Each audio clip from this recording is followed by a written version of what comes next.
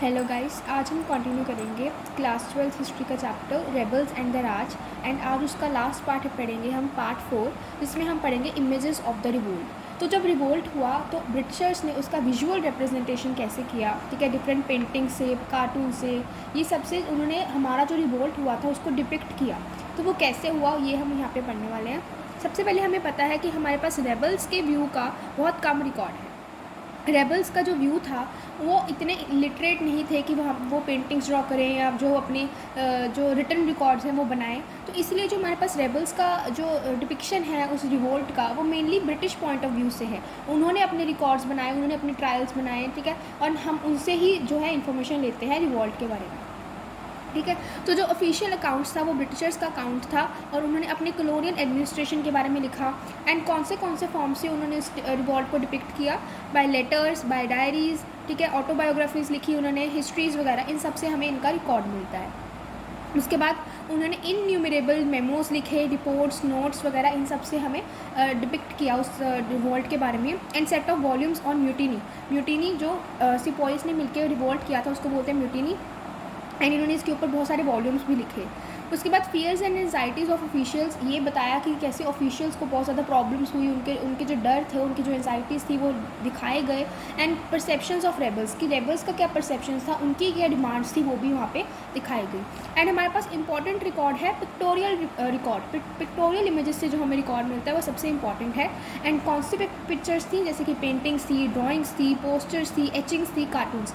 एचिंग्स मतलब जब हम किसी चीज़ को कार्व करके, इंग्रेव करके लिखते हैं, वो होती है एचिंग्स। तो ये सारी विजुअल फॉर्म ऑफ हमारे पास रिकॉर्ड्स हैं। बाद आता है सेलिब्रेटिंग द सेवियर्स। तो ब्रिटिशर्स ने अपने जो उन्होंने जो सेवियर्स थे, या उन्होंने जब रिवोल्ट को रोका उसको बहुत बढ़ा चढ़ा के उन्होंने बोला कि हमने बहुत अच्छे तरीके से रिवोल्ट को रोका है, हम बहुत हीरोइक हैं, हमने जो रिवोल्ट है उनको बिल्कुल दबा दिया। तो उन्होंने अपनी सेवियर्स के, अपनी हीरोइक्स के, उन्होंने अपने सेलिब्रेशंस की, उनके बारे में लिखा। तो ब्रिटिश जो है वो हीरोज़ की तरह डिपिक्ट हुए हैं जिन्होंने रिप्रेशन को रोका। एंड इससे जो है जो ये पिक्टोरियल इमेजेस थी, इन्होंने इमोशंस एंड रिएक्शंस को प्रोवोक किया। तो इसके एग्जांपल है रिलीफ ऑफ लखनऊ, जिसको ड्रॉ किया था थॉमस जॉन्स पार्कर ने इन 1859। तो यहाँ पे इन्होंने क्या दिखाया कि ब्रिटिशर्स जो हैं वो हीरोइक्स हैं, उन्होंने ही रेबल को रोका है, ठीक है।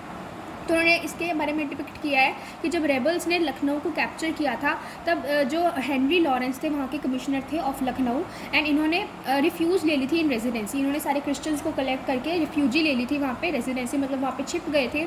लेकिन उन्होंने फिर सिपॉइज ने लॉरेंस को मार दिया, लेकिन रेजिडेंसी जो थी वो डिफेंड होती गई अंडर द कर्नल इंग्लिश। तो यहाँ पे ये बताना चाह रहे हैं कि ब्रिटिशर्स कितने ज़्यादा पावरफुल थे। ऑल्दो उनकी जो हेनरी है उनकी डेथ भी हो गई, लेकिन रेजिडेंसी को प्रोटेक्ट किया गया, ठीक है। 25 सितंबर में जब James Outram and Henry Havelock arrive हुए, हमारे इंडिया में आए, तब उन्होंने रेबल फोर्सेस को कट किया, मतलब उनको मारा।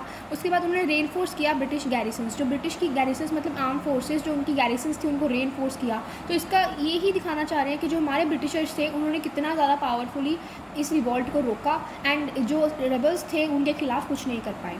उसके बाद 20 डेज़ के बाद कॉलिन कैम्पबेल जब यहाँ पे आए, उनको new commander of British appoint किया गया, एंड उन्होंने रेस्क्यू किया ब्रिटिश लोगों को। ये सब कुछ यहाँ पे दिखाया गया। उसके बाद आता है English women and honour of Britain.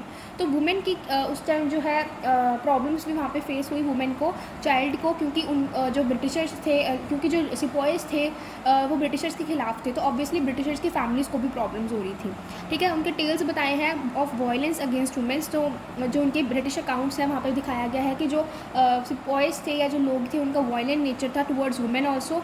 And इसी से जो हम ब्रिटेन के लोग थे उनके अंदर एक भावना थी हमें रिवेंज लेना है, रेबिलियन लेना है इन लोगों के खिलाफ, क्योंकि वो हमारी जो इंग्लिश वुमेन का ऑनर है उसको भी वो ख़राब कर रहे हैं, ठीक है। तो उन्होंने क्या किया, they protected innocent women and helpless children. तो इसके एक एग्जांपल जो पिक्टोरियल इमेजेस की एग्जांपल है इन मेमोरियम, इसको ड्रॉ किया है जोसेफ नॉयल पैटिन ने इन 1859। इसमें एक सर्कल की तरह दिखाया गया है कि बहुत सारी इनोसेंट वुमेन हैं, चिल्ड्रन हैं, ठीक है, वो प्रॉब्लम में है, एंड वहाँ पे ब्रिटिश जो है जो ब्रिटिश की सेना है वो वहाँ पे आ रही है उनको बचाने के लिए। उसके बाद अनदर एक एग्जांपल है जिसमें बिल्कुल डिफरेंट इमेज दिखाई गई है वुमेन की। वहाँ पे दिखाया गया है कि जो वुमेन है वो हीरोइक हैं, वो खुद अपने आप को डिफेंड कर सकती हैं, एंड वो खुद अपना ऑनर जो है वो सेव कर सकती हैं। एंड यहाँ पे एक इमेज भी यूज़ हुई ऑफ क्रिस्टियनिटी, कि उन्होंने अपना ऑनर तो सेव करना ही है लेकिन क्रिश्चियंस का भी ऑनर सेव करना है, ठीक है। एंड क्रिश्चियनिटी का जो सिंबल था वो बाइबल था, जो कि बुक जो है वो ज़मीन पे गिरी हुई थी इन द ठीक है। ये एक एग्जांपल है जहाँ पे मिस व्हीलर जो है वो लड़ रही हैं एंड वो एक ही हाथ से जो है जो सेना है सिपोइस की उनको हरा रही हैं, एंड सिंबल दिखाया है बाइबल का कि वहाँ पे क्रिश्चियनिटी को भी वो सेव कर रहे हैं।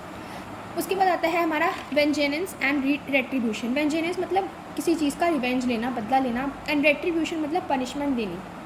तो जब ब्रिटिशर्स ने ये जो रिवॉल्ट है इसको रोका, उसके बाद उनको ये नीड लगी कि हमें जो है बदला लेना है, हमें जो है पनिशमेंट देनी है। तो ये नीड क्यों लगी उनको? क्योंकि एक तरह के एंगर एंड शॉक हो गया था ब्रिटेन में, लोग बहुत भड़क चुके थे ब्रिटिशर्स, एंड उन्होंने बोला कि जो विजुअल रिप्रेजेंटेशंस हैं उसमें एक मिलियो क्रिएट हो गया है, वेयर वायलेंट रिप्रेजेंटेशन एंड वेंजेनेंस जो है वो नेसेसरी है। मिलियो मतलब एक तरह का माहौल, एक इन्वायरमेंट क्रिएट हो गया है, ठीक है, जिसमें रेप्रेशन मतलब उनको रोकना एंड वेंजेनेंस मतलब बदला लेना ज़रूरी हो गया है, ठीक है। उन्होंने बोला कि justice to British honour and power जो है हम लेंगे, चाहे वो रूथलेसली हमें मिले, चाहे वो चैलेंज ही है हमारे लिए, लेकिन हम उसको लेंगे। उसके बाद उन्होंने डेमोस्ट्रेट किया देयर इनविंसिबिलिटी, कि हमें हराना नामुमकिन है, हम एक तरह से इमॉर्टल हैं। इससे डेमोस्ट्रेट करना, ये इनकी नीड्स जो है हम शो करती है कि उन्होंने रिवेंज क्यों लेना। उन्होंने रिवेंज इन रीजंस के कारण लेना था। उन्होंने अपनी पावरफुल, अपनी जो इमेज, अथॉरिटी वाली इमेज है, उन्होंने वो अपनी शो करनी थी। उसके बाद ये परफॉर्मेंस ऑफ टेरर, कि उन्होंने टेरर को प्रैक्टिकली कैसे किया। उन्होंने ब्रूचुअल वे से बहुत ज़्यादा किया, एंड उन्होंने गन्स के साथ लोगों को ब्लोन किया, मतलब एक तरह से उड़ा दिया गन्स के साथ, एंड हैंग फ्रॉम द गैलोज, मतलब फांसी दे के, जो एक तरह का स्ट्रक्चर होता था ऐसे करके, एंड यहाँ पे बीच में जो है रस्सी लगा की होती थी, इससे उन्होंने लोगों को हैंग कर दिया। उसके बाद है नो क्लीमेंसी। क्लीमेंसी मतलब मर्सी करना, ठीक है, दया करनी। तो उन्होंने बोला हमें जो है क्लेवर फॉर रिवेंज, क्लेवर मतलब एक तरह की पुकार हो गई, बहुत ज़्यादा लोगों ने बोला कि हमें रिवेंज लेना है। एंड प्लीज ऑफ मॉडर्नाइजेशन व रिडिक्यूल्ड। मॉडर्नाइजेशन का यहाँ पे मतलब है कि जो मॉडर्न तरीके से इनको माफ़ कर दीजिए, ऐसा इनको छोड़ दीजिए, ऐसे ये सब कुछ रिडिक्यूल थे, इनको माना नहीं गया।